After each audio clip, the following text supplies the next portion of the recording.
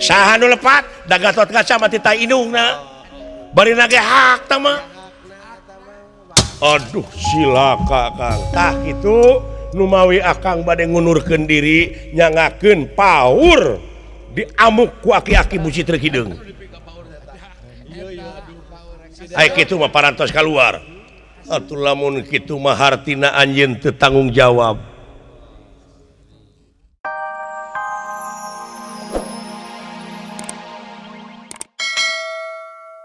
kasawarga dek nanyakeun nganyakeun oh nanyakeun nya jeung henteu nalimaan leugede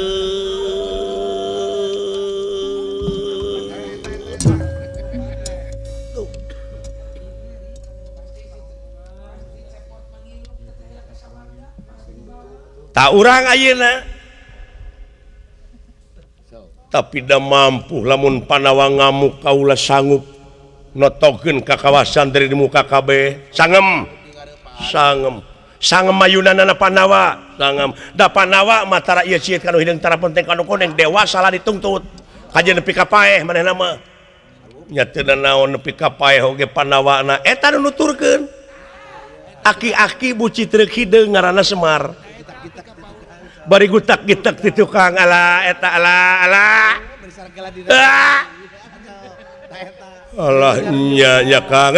marukana bade kumaha mayunan eta aki-aki anu ngaranna Semar bujang hingga ditampiling akang mah ku bersihna we ngacreng dek tiasa urang nadah upami eta aki-aki ngamuk aduh silaka mun tita tadi bejaan eta tita tadi toel deui halis itu ngiplik aja tadi gini iya tadi ngodean ni kaputra nih tadi aduh tobat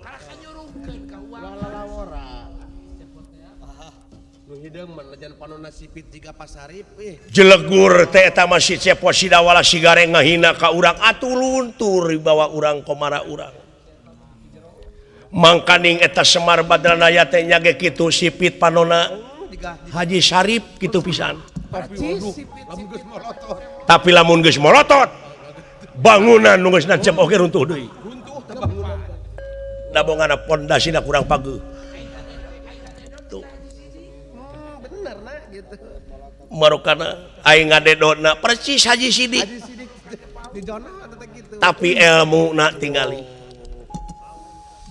aduh barina oge ieu teh sanes lepat Gatot Kaca ieu teh tingali kasang tukangna na kumaha teh akang ninggal dina kaca tengahna gara cobi tingali cobi gelombangna aduh Kakang Panjen rada kaulan gening di negara Pringgandani teh di belah kaler negara Pringgandani aya nu hayang misah ti negara Pringgandani si Kebo Ijo geus jadi tinakan anu anarkis geus jadi separatis timalan ngahajang ngebrontak hayang misahkeun maneh ti negara Pringgandani nya dikepung ayeuna ku Gatot Kaca ai eta si Kebo Ijo teh menta tulungna teh nyaranekeun dirina teh geuningan ka Nalaka Suraboma anak resna teh geuning saha nu lepat da Gatot Kaca mati ta indungna bari nage hak tama aduh silaka Kang tah kitu nu mawi akang bade ngunurkeun diri nyangakeun paur diamuk ku aki-aki buci trek hideung ai kitu mah parantos kaluar atuh lamun kitu mah hartina anjeun teu tanggung jawab kumaha atuh lamun kitu mah anjeun teu tanggung jawab kayak dupi adi tanggal walarna kumaha simpen heula ieu ulah simpen heula jadi akang teh tong cios nya teu naon atuh nanging tanggal walarna kumaha mangga simpen heula supados rine mangga hebat eta emutan dugi kayaknya antal mautu qoblal mautu teh eta kudu bisa maut saacana mati teh beh dieu nama da eta katerangan teh universal mutlak teh absolut timalang kadieuna beh dieuna memeh nyieun hiji pagawean teh pikir heula bulak-balik nah ieu teh ngarugikeun nah nguntungkeun sakira-kira ngarugikeun mah ulah dijalankeun mata ulah getah sarupa teh kitu Kakang Panjenrada kumaha pikeun nyalametkeun ieu kajadian supaya Kakang Semar ulah ka dieu timalat ngabendung nafsu Kakang Semar kumaha wayahna anjeun kudu turun ka dunya ka nyaeta kanu keur papaseaan omat wujud anjeun ulah katingalieun ku kersna sora anjeun oge ulah jadi nyumput teh kudu leuwih buni tibatan kersna ai perkawis ilmu eta mah gampang mung maksudna wayahna ke di mana Gatot Kaca paeh teh ieu tirta kamandalu kucurkeun kana bohakna Gatot Kaca anu remek yakin Gatot Kaca bakal hirup deui kitu tapi akang teu katingalieun ku kersna ulah upami ku pihak Pandawa mangga teu naon tah ai kitu mah mangga ai kitu mah hartina tanggung jawab nya mangga tirta kamandalu leres mangga nun oh rame nya we acan oge tos rame ulah lalawara cicing ieu canak naon sami sareng itu tarumpah ai itu mangarana teh lilinggakeun sana leres anu diangge ku Sutija mah ari ieu dupi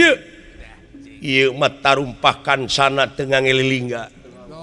ieu mah ieu teh antina itu dah mangga dua pan gitu atuh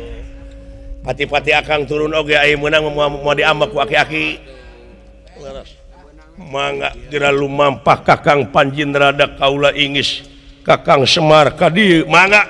Indra saksian lalajoan anu di dieu wa rek leuwih jero nyumput tibatan kersna wilujeng wa muga-muga we salamet banglus lampahipun